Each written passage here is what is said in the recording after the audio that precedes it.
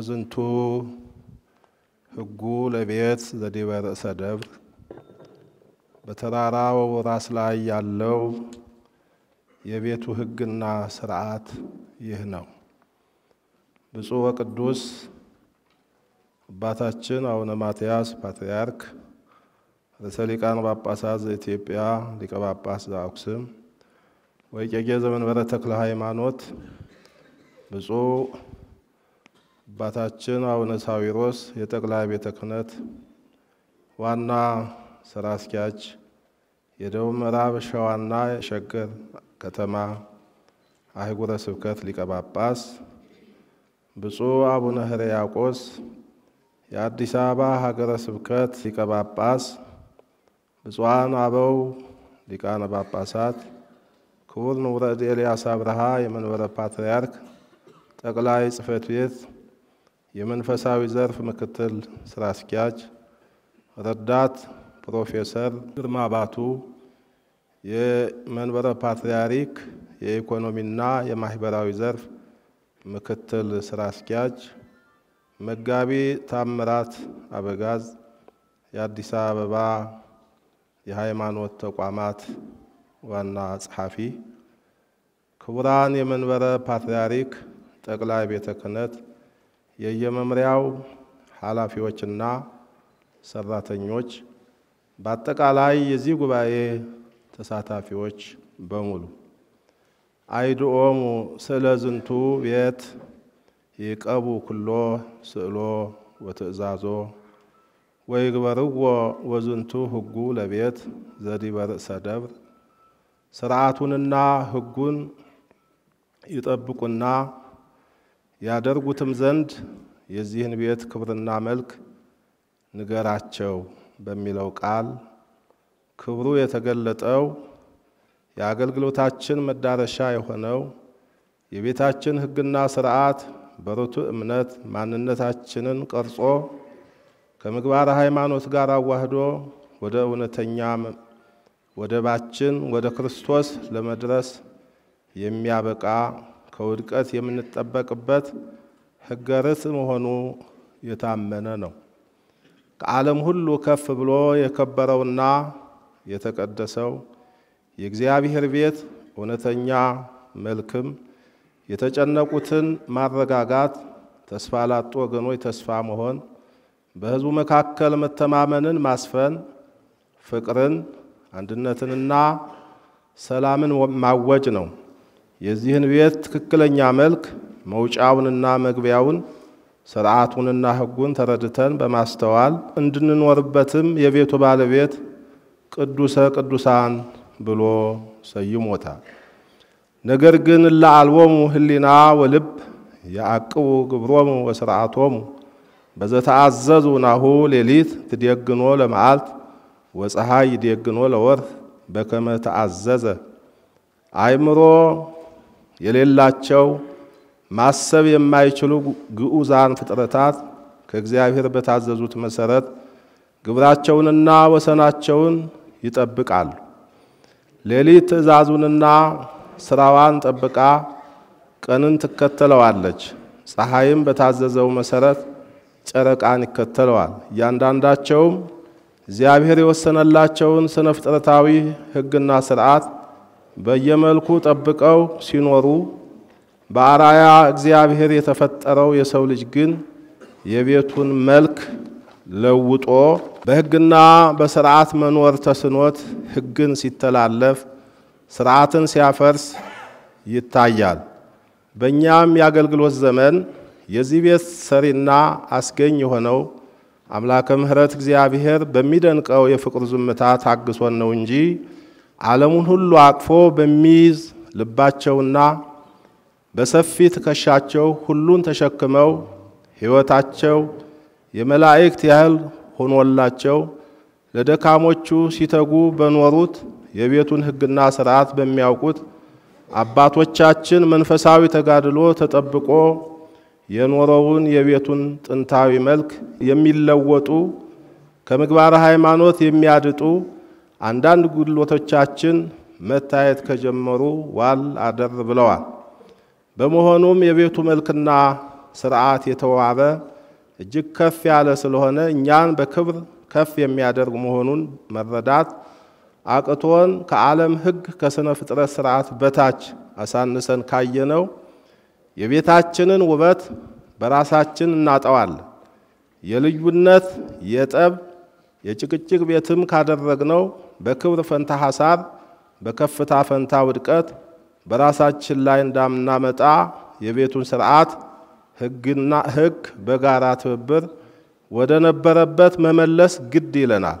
ምክንያቱም እግዚአብሔር የሰራው አባቶቻችን የደከሙበት የቤታችን ጥንታዊ መልክ ሰላምና ፍቅር፣ ስምምነትና አንድነት፣ ቅንነትና አስተዋይነት፣ ጽናትና ደግነት ነው። እንዲህ ያለ መልክና ውበት ባለው ቤት ስንኖር ደግሞ የዓለም መልክ ሊታይብን አይገባምና መልካችን አምላካዊ፣ አለባበሳችን ሃይማኖታዊ፣ አኗኗራችን ሰማያዊ መሆን ይኖርበታል።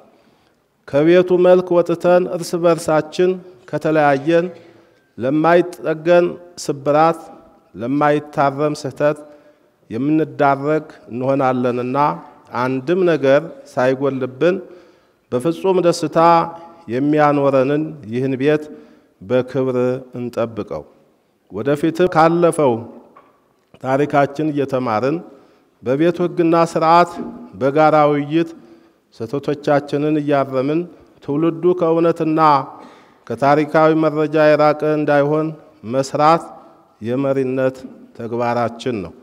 ብፁዕ ቅዱስ አባታችን ብፁዕ አቡነ ሳዊሮስ፣ ብፁዓን አበው ሊቃነ ጳጳሳት፣ ክቡራንና ክቡራት ልጆቻችን የዚህ ጉባኤ ተሳታፊዎች፣ ከሁሉ በተቀደሰው በዙሪያው ካሉት ሁሉ ከፍ ባለው የእግዚአብሔር ቤት እንደየደረጃችን ለአገልግሎት ስንጠራ ማዕረጉንና ሀብቱን የመከበር እሴቱንና አስቡን ብቻ ሳይሆን የስልጣኑ ምንጭ የተልእኮው ስምረት የማዕረጉ ድምቀት ለሆነው የእግዚአብሔር መንፈስ ቅዱስ አሰራር በሚያመች ሕይወት ካገለገልን አገልግሎታችን በፍቅር ይጸናል።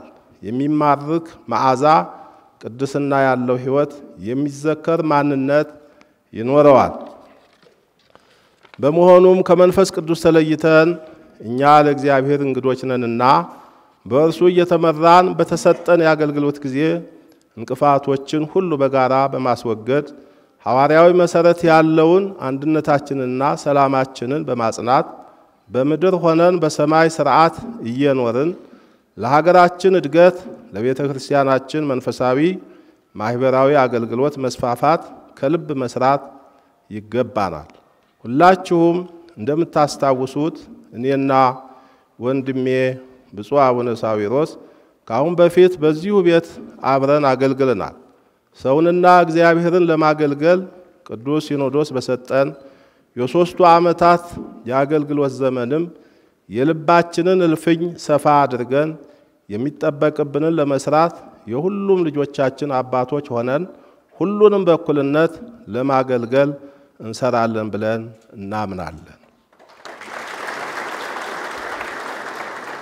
ለቤቱ ክብር በሚመጥን በመልካም ምግባር በተጌጠ ሕይወት በዚህ መንገድ መስራትና ማስተዳደር ከቻልን ከየት ተነስተን ወዴት እንደምንሄድ ስለምናውቅ የተቀበልነውን አደራ ለመወጣት የቤተ ክርስቲያናችንን እውነት ከሕዝባችን ጋር ሆነን ለዓለም ሁሉ አሰምተን በመናገር ታሪካዊ ክብሯን መጠበቅና ማስጠበቅ እንደምንችል ምንም ጥርጥር የለውም። ብቻላችሁ ከሁሉ ጋር በሰላም ኑሩ ተብሎ እንደተጻፈው የቤተ ክርስቲያናችንን ልዕልና መንፈሳዊ ተልእኮዋንና ክብሯን በጠበቀ መልኩ ከመንግስትና መንግስታዊ ካልሆኑ ተቋማት ጋር በትብብር መስራት ጉዳት ስለሌለው ከሁሉም ጋር መልካም ግንኙነት በመፍጠር የቀደሙትን ባለውለታዎችን ሳንረሳ ለሰሩ ስራ ዕውቅና በመስጠት የተጀመሩ የልማት ስራዎችን በማስፈጸም ሀገራችንንና ቤተ ክርስቲያናችንን ወደ ከፍታ የሚያወጣ በዓለም ዙሪያ ለሚገኙት ምእመናንና ለሌሎቹም የሚጠቅም ስራ በመስራት ለተሻለ ውጤት እንበቃለን። ነገር ግን የማገዝ አቅም የሌለው ሰው ያማል፣ የማረም አቅም የሌለው ይሳደባል፣ የመደገፍ አቅም የሌለው ሰው ይጠልፋል፣ በመጨረሻም ሁሉም አብሮ ይወድቃል እንደሚሉት ምሁራን አብሮ ላለመውደቅ ከመጠላለፍና ከመተማማት ይልቅ መተባበር በመካከላችን እንዲኖር ሁላችሁም በጸሎትና በሐሳብ እንድታግዙን አበትዕግስት በሆኑት ቅዱስ አባታችን ፊት አደራ እንላለን። ያለ ትብብር ምንም ነገር ማድረግ አይቻልምና የቤቱ ጥንታዊ መልክ አንዱ ያንዱ ምልአት መሆኑን ተረድተን ከወራጁ ከፍ ያለ ማድጋ አይሞላም፣ ዝቅ ያለ ማሰሮ ግን ይሞላል እንደሚባለው በጎን ምክር ለመምከር ራሳችን ዝቅ በማድረግ ከቅዱስ አባታችንና ከቅዱስ ሲኖዶስ የሚሰጠው መመሪያ እየተቀበልን በሞቱ የዳነውን በደሙ የከበረውን ሕዝበ ክርስቲያን መጠበቅና በአግባቡ ማገልገል ይኖርብናል። የመንፈስ ቅዱስ ልጅነትን ከማግኘት ጀምሮ ከንዑሳን ማዕርጋት እስከ አበይት ማዕርጋት የደረስነው አባቶችና በውስጥም በውጭም ያላችሁ የመንፈስ ቅዱስ ልጆቻችን ራስን ለቤተ ክርስቲያን ቀኖና በማስገዛት ከሐዋርያዊ መንበር የሚወሰነውን ውሳኔ የሚሰጠውን መመሪያ አክብሮ መቀበል ኦርቶዶክሳዊ ሥርዓት እንጂ ባርነት አይደለምና እርስ በርሳችን መነቃቀፉን ትተን ሰላማችን በማጽናት አንድ እንሁን። የቤቱ መልክ ሰላም፣ ፍቅርና አንድነት ነውና ለክፉ ሳይሆን ለበጎ እንፈላለግ። በመጨረሻም ባልተገባ ስዕለ ሕሊና የሚያየን ዓለም በመካከላቸው እንደ ገነት በተተከለች ቤተ ክርስቲያን እየኖሩ እፎ ኮኑ ለሙስና እንዴት ለጥፋት ሆኑ እንዳይለን ክፉኛ ከሚጎዱ የእርስ በርስ ልዩነቶች የሚጠብቀን የጋራ የሆነ የትኩረት አቅጣጫ እንዲኖረንና ነባሩን የቤታችንን መልክ እግዚአብሔር በሰጠን በቤቱ ሕግ ማስቀጠል እንድንችል ለሁሉም ውልደ ቤተ ክርስቲያን ጥሪያችንን እናቀርባለን።